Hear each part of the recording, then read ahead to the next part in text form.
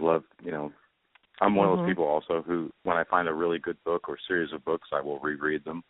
One of those being the J.R.R. Tolkien's books. I've read almost everything he's written several times. Me too. And the Harry Potter books. There's a series called House of Night. Kirsten Cast and I can't remember her mom's name, but this mother and daughter team write these books about a vampire high school. And it sounds cheesy, but they're really good books, and it's a long series. I think I have about 9 of those. I don't think I've seen those, but I bet my daughter might know those. Interesting. Yeah. Look it up sometime. The House of Night. House of Night. Okay. It's really good. They intertwine all sorts of different religious beliefs, from Native American to the Roman Catholic, and they just take little bits of it here and there, and it's really relatable. And it's also based on high school, which we've all been through high school, and we can relate to a lot of the stuff that goes on there. So it's really a fascinating series. But the reason why my books are written as fiction is for a couple of reasons. Number one, I've read a lot of nonfiction paranormal stories and books. I say a lot, but I've read a few. And while they seem a little bit clinical and dry, my biggest issue with them is that most of them have these holes in the stories where you feel unsatisfied when you finish. And I wanted my books to read like a novel, for there to be suspenseful moments, for the reader to feel every emotion they can feel while they're reading it, and at the end of the book they feel like there's a closure, there's a conclusion. They're not left with a million questions or wanting to know something that was unknown. So I've filled in some holes with some fiction, but most of my books are really fairly factual. I may change names and dates and things like that. I may even rearrange the time frame because, there may be a historical discovery that I made towards the end of an investigation. It's like, wow, if we had found this out at the beginning, how intriguing would that be? Or right after this paranormal experience, if we had found out this piece of evidence or this document, how great would that tie together? So, I rearranged the timeline on these books a little bit for that purpose, just to make it more intriguing to the reader. But, I will say that there are elaborations, and embellishments in the book, just to bring up the level of the thrill at the moment, But a lot of it is.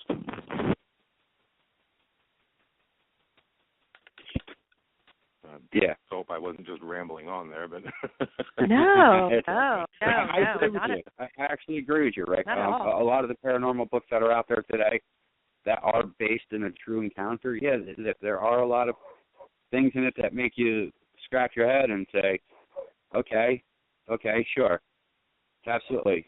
Though I do got to say, I'll be the first to admit, and I don't mean to toot my own horn, and I've tracked my books enough throughout the night, but in my first book, I assure you there were no holes left unfilled at all. Oh, my God, no. No. None. I'm not even going to go there. Hence Jason's second motto, get it in. Okay. My second book, that will be available tomorrow, Feeble Minds. Now, I did see the parental advisory on that. There should be one on both of you, if I'm not mistaken. Yes. Yes, I believe you're correct.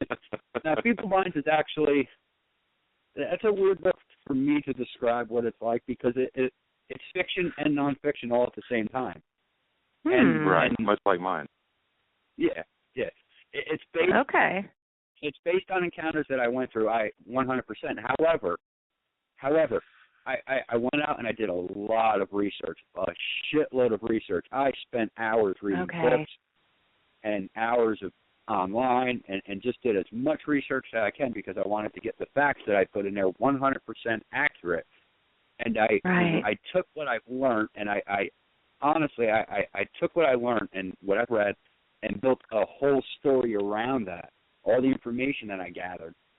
So it's actually encounters that I went through. On top of that, there's another story inside of the book. So it's literally a story within a second, which is kind of cool. Oh, I like that. See, my books are very similar, Jason. And Jody, you know this as well from reading the book one. That there is a story inside of the book. Yes.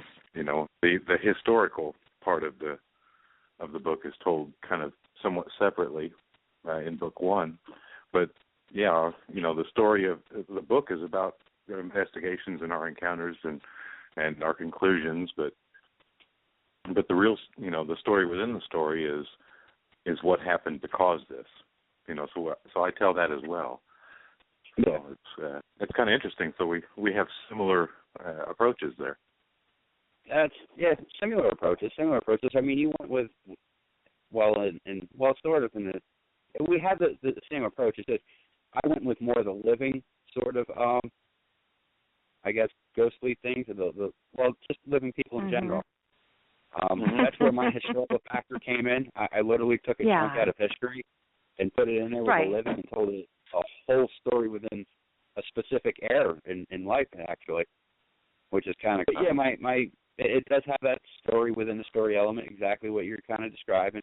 And my first book is actually the same way. It's got, if you're just reading a paranormal book in any of my books, you're completely wasting your fucking time. I'm not going to lie. Completely wasting your time if you're just shooting for the paranormal, because there's those hidden messages that you should be getting. There's a specific reason why, you know, that book is written not just for ghosts. The ghosts are in there, but that's not what you should be, you know, trying to get out of it. Right. And I feel the same way. You know, these books are inspired by hauntings, you know, and paranormal encounters, but that's not their purpose. You know, it's not to tell a ghost story. Yeah. I agree. Jody, we're about on the top of the hour. Can we throw some commercials in there and get some sponsor airtime in? We can do that. However, before we do that, we're going to. But before we do that, we're just going to mention from my GCR notepad that Feeble Minds, the Ghost of Letchworth Village, Jason has a couple of very important events coming up. So I just want to mention that on April 17th, for your fans and our listeners, that Jay's going to be on late night. You already fucked it up. You did. Why? You said April 17th. It's not April 17th, everyone. It's April 25th. Wait, but you're no. On the 17th, you're going to be on Late Night in the Midlands with Mike Barra. Yes, that's Friday. I will be on a radio show. That's not an event, though. Yes, it is. It's on your event. list. It's for your fans. It's for my fans, yes, but it's not an event. It's a radio show. It's a radio interview. Anybody who wants to hear Jason's interview, it's going to be on the 17th. And on the 25th, of course, you can tell us about that.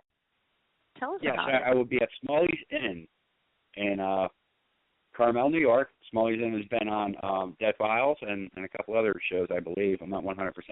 But I will be there between 2 and 4 doing book signings. And I will also have my good friend Joni Mahan. She's coming down from Massachusetts to hang out with me too, and signing her books as well.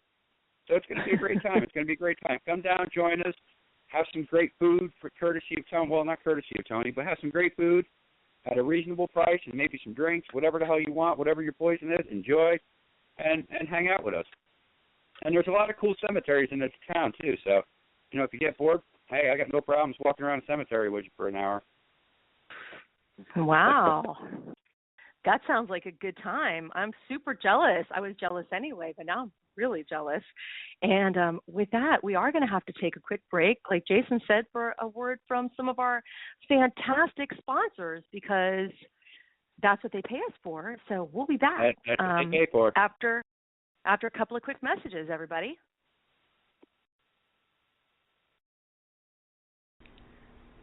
The historical Fort William Henry Conference Center and Resort is a proud sponsor of D.T.M. Wicked Radio. If you're looking for a relaxing getaway, the historical Fort William Henry Resort and Conference Center is your destination. Come enjoy the beautiful mountains, the gorgeous lake, and everything Lake George has to offer in upstate New York, right off the Adirondack Mountains. For reservations, you can go to www.fortwilliamhenry.com or call 1-800-234-0267. The Fort William Henry Resort and Conference Center is your destination for the perfect getaway.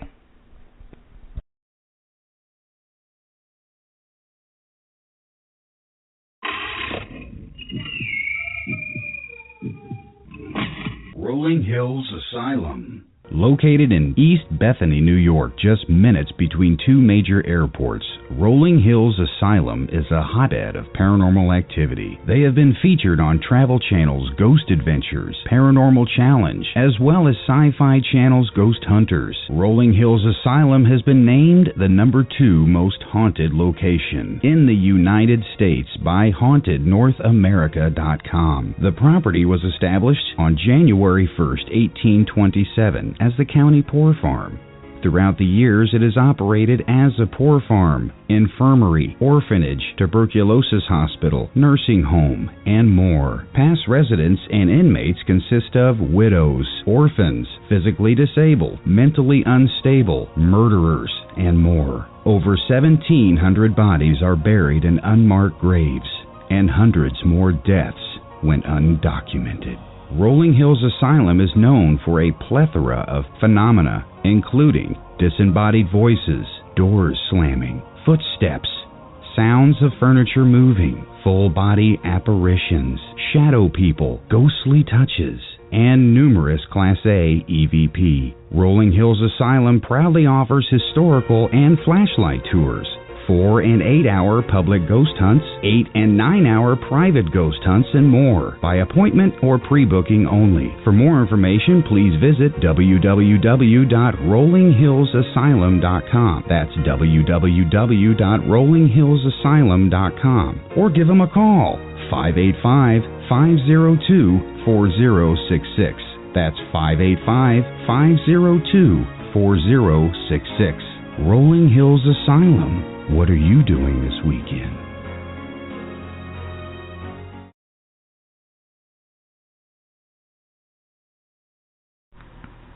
The Caring Coaching Center is a proud sponsor of D.T.M Wicked Radio Network. What would it mean to you to have better health, more energy, more vitality, and an all-around better life? At the Caring Coaching Center, our mission is to be your partner in helping you reach your health, fitness, and lifestyle goals.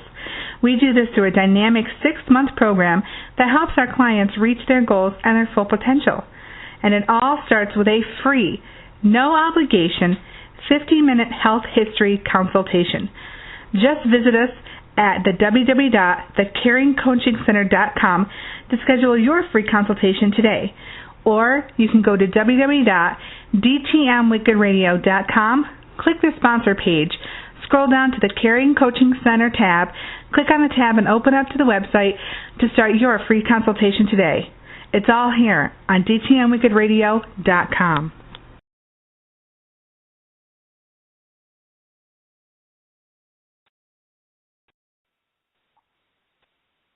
Sup, everybody, and we're back with Rick Keuber, who has written some fantastic books, a little truth intermingled with fiction, and he's telling us all about his latest book, The Owls, and of course we're talking to Jason about his latest book, Feeble Minds, which is also launching this month, so we're very excited, of course, about that.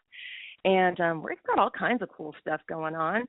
Jason's on a quick, but I'm sure he'll be joining us back momentarily.